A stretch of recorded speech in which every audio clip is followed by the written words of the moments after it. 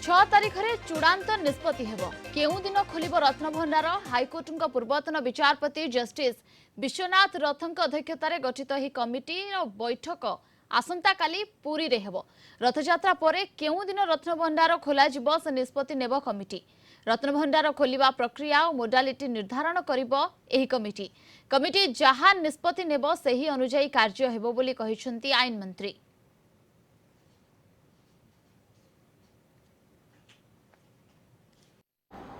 राज्य सरकार ओडिशा हाईकोर्ट पूर्वतन विचारपति जस्टिस विश्वनाथ रथक अध्यक्षतार एक 16 जणिया कमिटी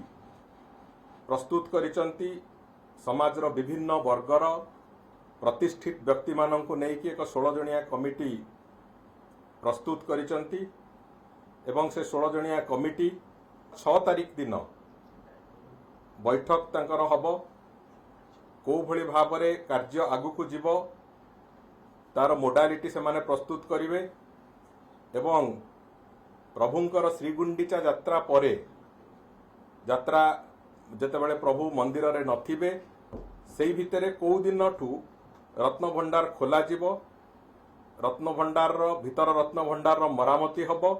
एवं गणति मणति कार्य आरंभ हबो। से बाबद रे कमिटी 6 तारिख दिन बसिकी से बाबद रे निष्पत्ति नेबे एवं 6 तारिख दिन से माने को भली प्रक्रिया रे गणति हबो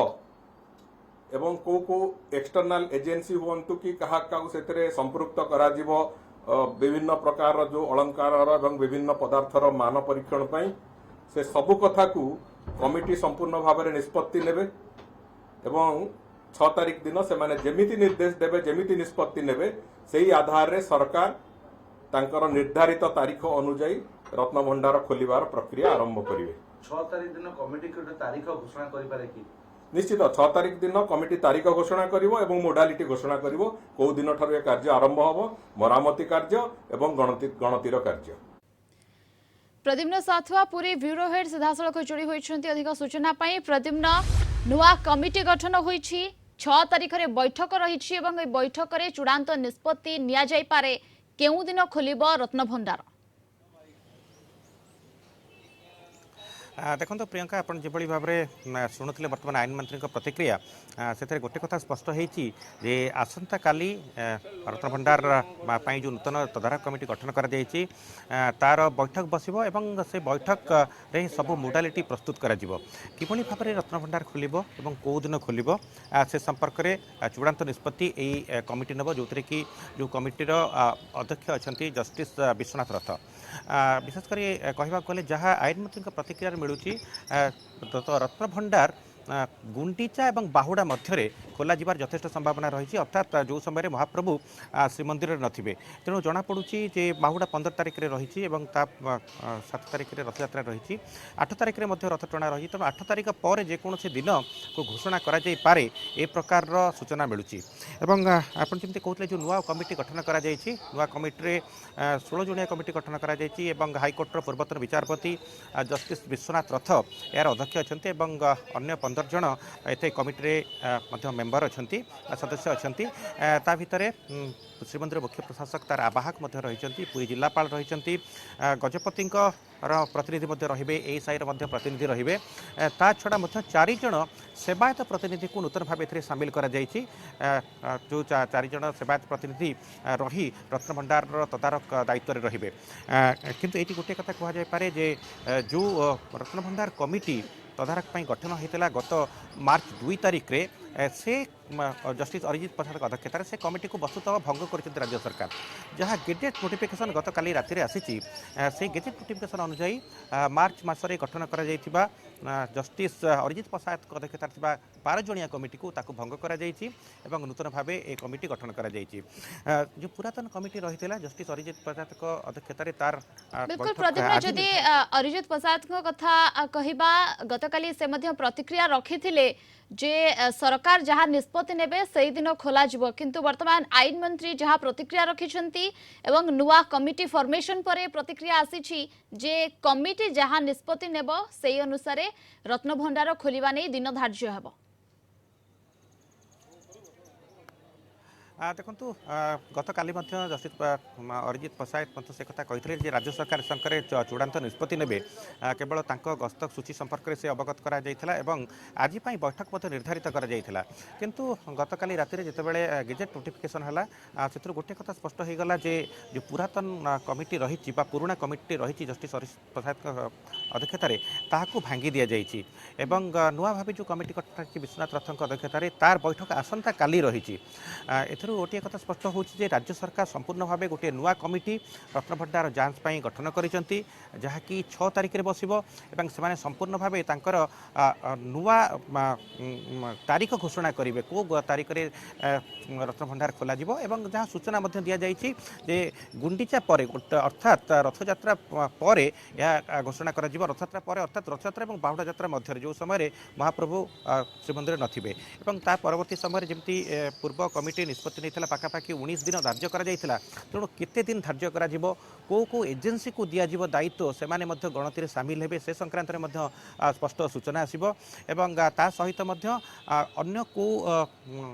श्रीमंदिर अधिकारी माने भितर उपस्थित रहिबे से कार्य सहायता करेंगे से संपूर्ण मोडालिटी प्रस्तुत करा आसंता कालीर बैठक में तेणु आम आसंता कालीर बैठक अपेक्षा करवा जो थी कि रत्नभंडार संपर्कित तारीख घोषणा सह तार मरामती कार्य एवं ता सहित तार गणति मणति एवं विशेषकर केबे खोल केते दिन धरी ए गणति मणति चलिबो एवं तार मरामती से संपर्क में चूड़ांत भाव निष्पत्ति नियाजिबो। बिल्कुल 6 तारिख में चूड़ांत निष्पत्ति आसीबो तेबे आम सहित आपन टिक अटकाइबाक चाहिबे आम सहित chartered accountant Rajiv Sahu Ratnabhandar committee सदस्य फोन लाइन में जोड़ी होइछंती सर आपन को स्वागत करूछि कलिंग टीवी को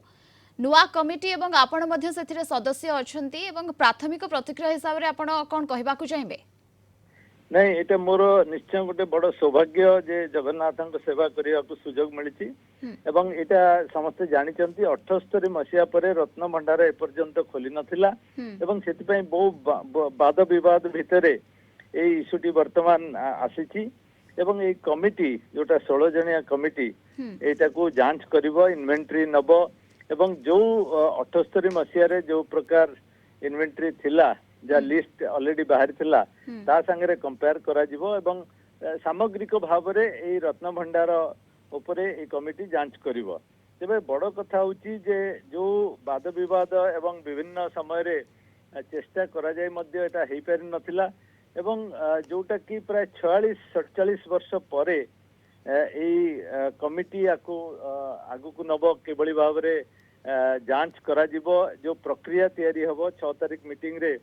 जहाँ मु खबर पाउथली ए विषय चर्चा मध्य हबो तेबे सरकार को मु निश्चय धन्यवाद देवी जे आसीबार खूब कम समय भितरे 12 तारिख रे स्वेरिंग इन हला एवं तापरे लगातार भाबे जोटा गोटे बर्निंग इश्यू थिला 4.5 कोटी ओडियांक भितरे जे किबळी भाव रे एवं की केते सुरक्षित अछि ए जो जगन्नाथ मंदिर रो जो रत्न भंडार ताकू जांच करिया पई कमिटी करिसंती गोटे प्रोएक्टिव स्टेप नहीं एवं जो जो जिनस गुड़िक इलेक्शन बेले चर्चा रे थिला आसिया परे परे सेगुड़िक खूब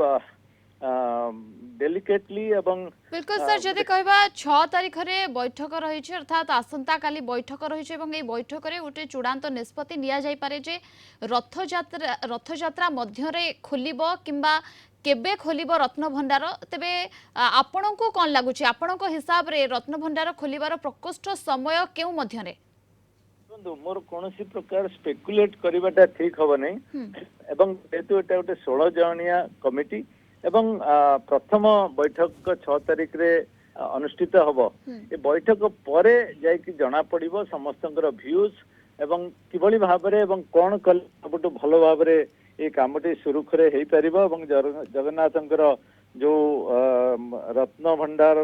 जिनस गुड़िक अर्नामेंट ज्वेलरी सब अच्छी से गुड़िक सुरक्षित रही पार केवल 6 तारिख मीटिंग परे ता उपरे मु भाबुची रिएक्शन